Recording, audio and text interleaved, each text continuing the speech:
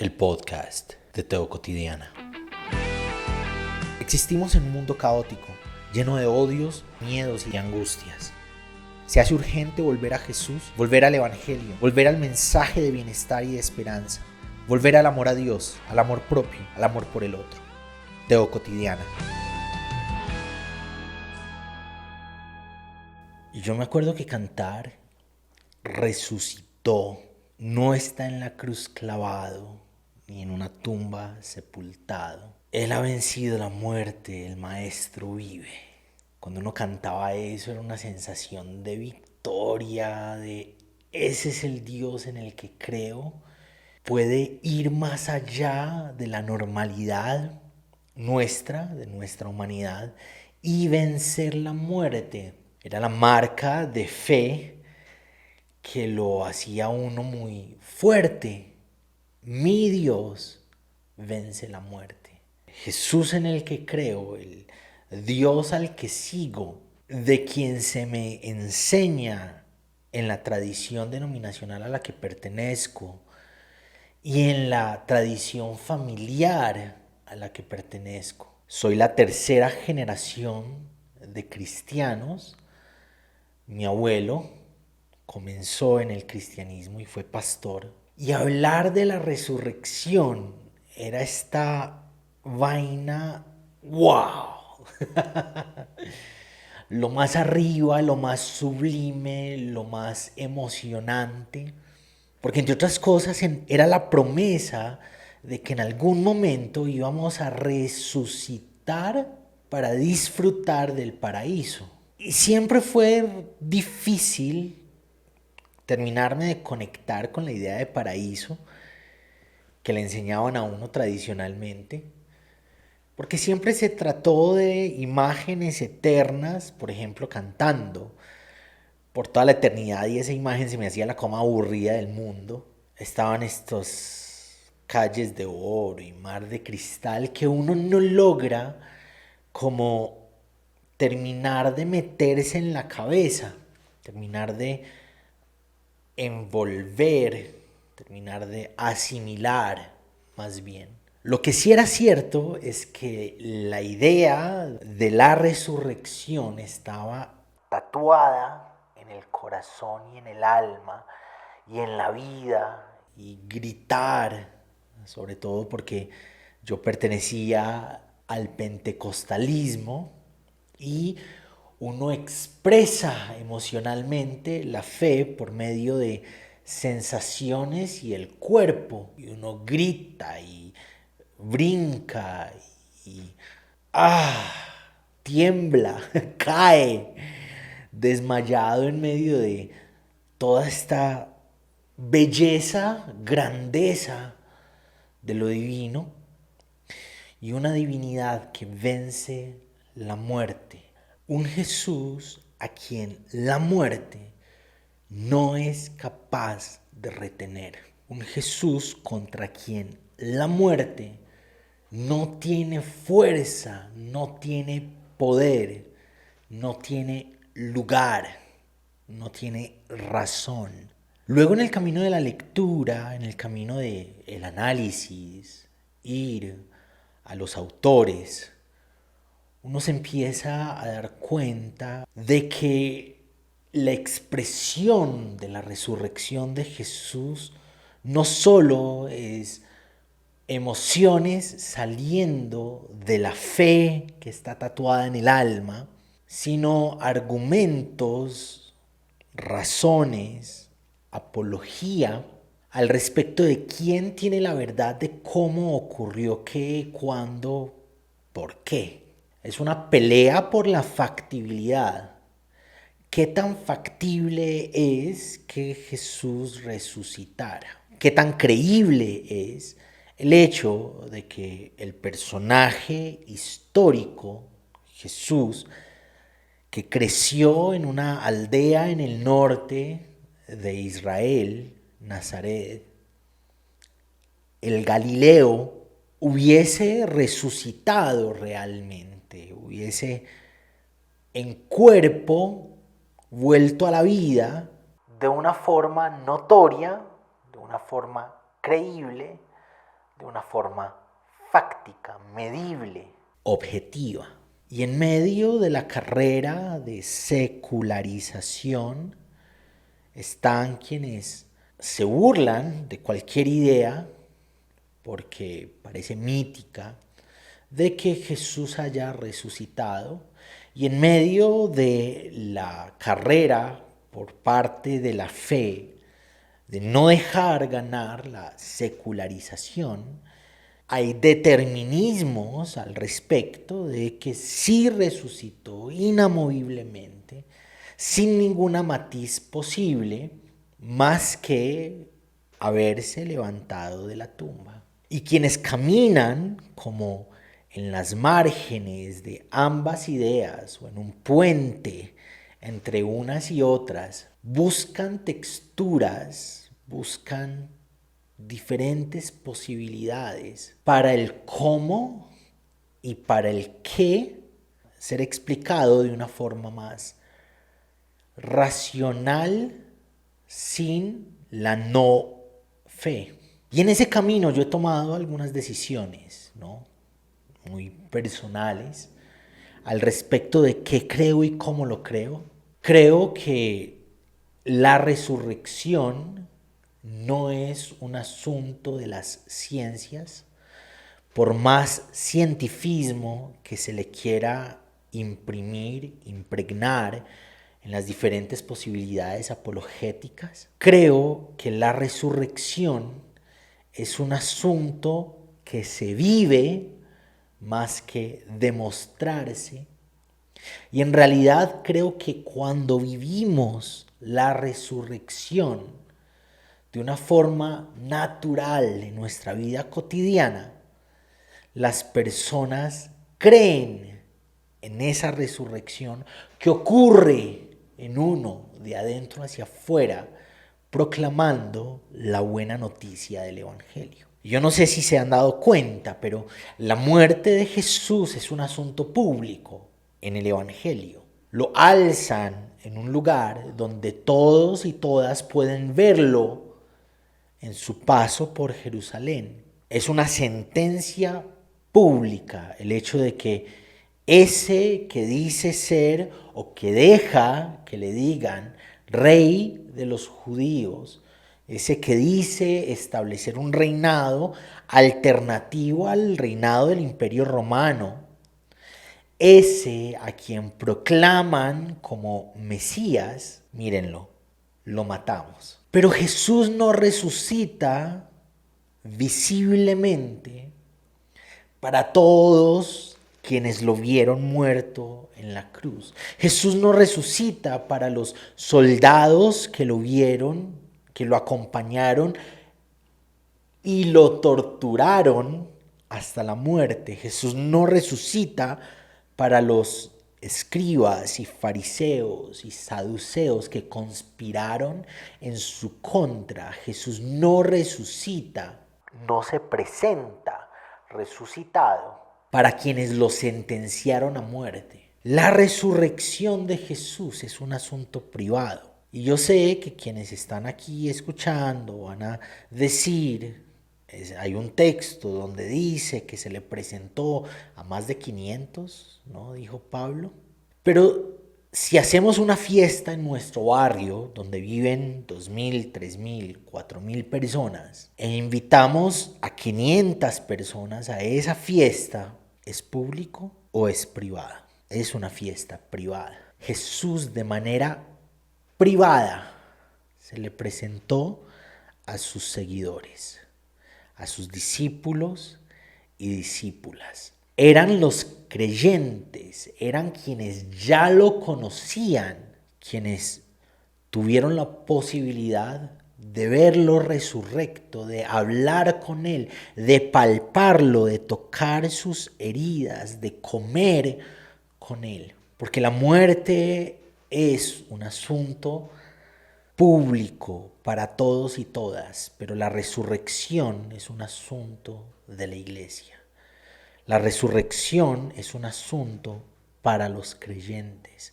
La resurrección es un asunto para quienes lo siguen, para quienes lo seguimos. Y fue vivir lo resucitado lo que dio la pasión, la fuerza, la vitalidad a la iglesia, a las comunidades de la fe, para enfrentarlo todo, incluso muriendo por proclamar que Jesús es Señor. No es Señor el César, no es Señor quienes gobiernan entre los judíos o entre los griegos o entre los romanos, es Señor Jesús.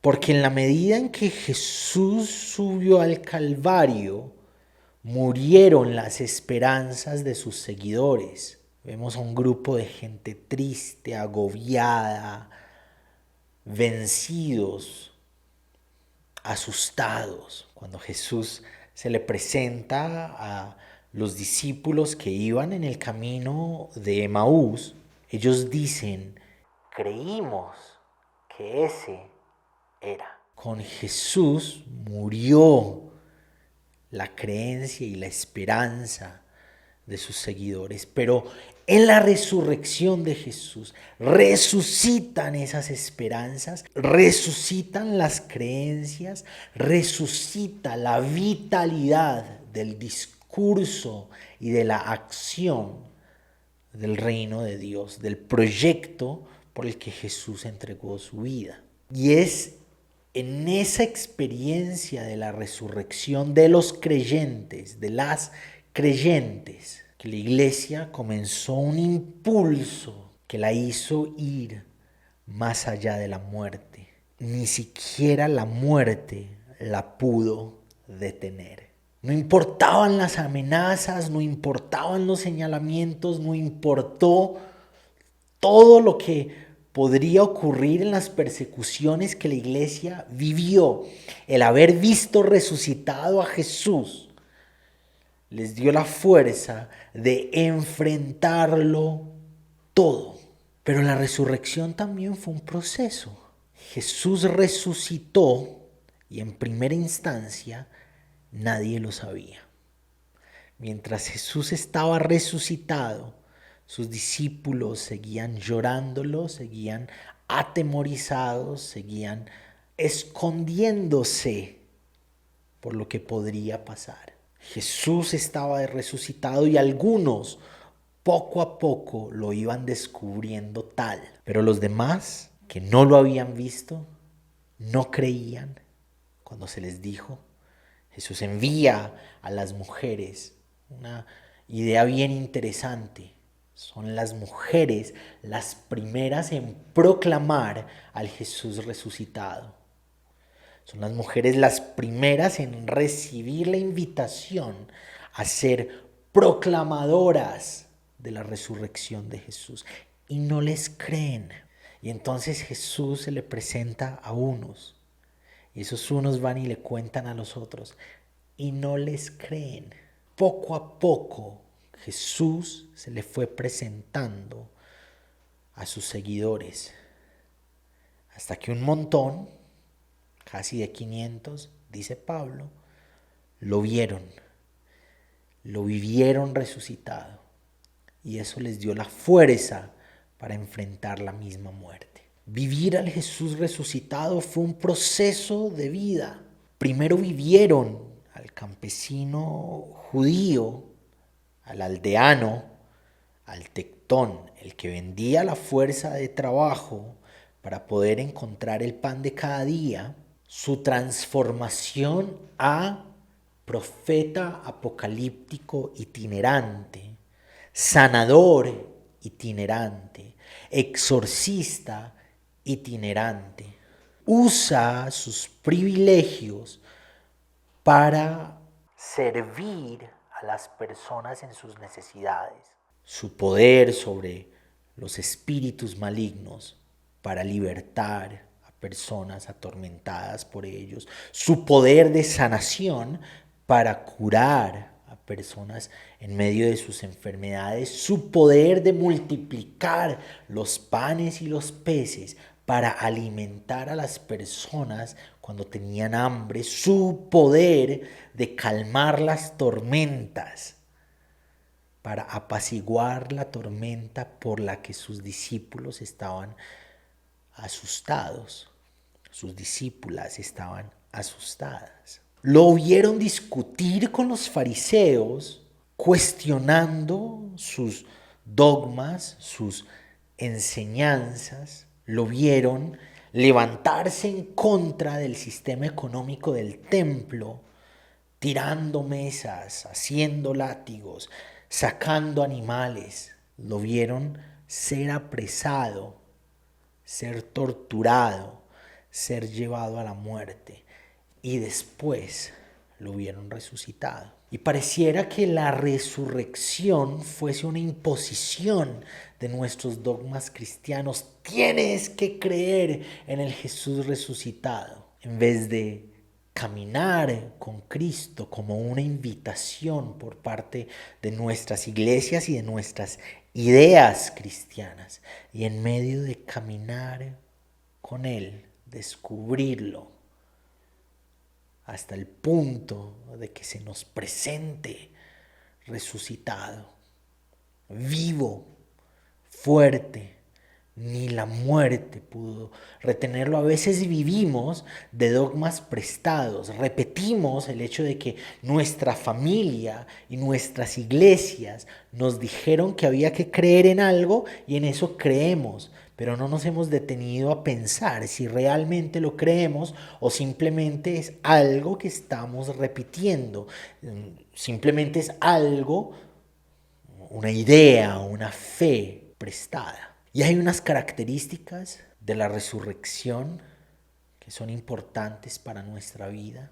Cuando Jesús resucita, incluye a las mujeres. Es lo primero que ocurre en medio de nuestros tiempos tan álgidos, de apologías de un lugar y de otro, en contra de la mujer. Lo primero que Jesús hace es incluir a la mujer en su proyecto del reino de Dios, imparable, resurrecto, al que la muerte no puede detener.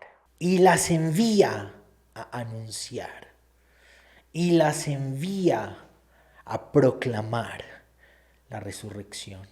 Y las envía a contarle a los demás. Otra de las características del Jesús resucitado es que es un Jesús que habla de perdón en medio de la negación, en medio de las equivocaciones, en medio de la traición. Pedro lo negó. Pedro traicionó su confianza. Y Jesús 3 veces, en contraste con las 3 veces que lo había negado, Jesús le habla del amor, le habla del perdón y lo invita al servicio del ministerio. Cuida de mis ovejas. Y lo tercero es que el Jesús resucitado invita a proclamar la buena noticia a donde sea que vayamos, en donde sea que estemos, empezándose por el lugar en que vivimos, yendo más allá hasta alcanzar las naciones. La labor de la resurrección, el vivir al Jesús resucitado, nos lleva a ser proclamadores en nuestra vida y en nuestro discurso de la buena noticia. Buena noticia. Noticias de bienestar y de esperanza, de solidaridad y de empatía, de entrega hasta las últimas consecuencias por la dignidad del otro. Cuando vivimos la resurrección, no importa cómo fue, cuáles son las texturas alrededor, cuáles son las factibilidades. La resurrección brota desde adentro hacia afuera como un río que nos permite vencer incluso la muerte en aras de vivir el Evangelio y proclamar la buena noticia de que Dios se ha acercado, nos perdona, nos abraza, nos incluye, nos restaura, nos anima a tal punto que lo podemos todo, siempre. Gracias por acompañarnos hoy en el podcast de Teo Cotidiana. Te espero para que reflexionemos juntos en el nuevo episodio.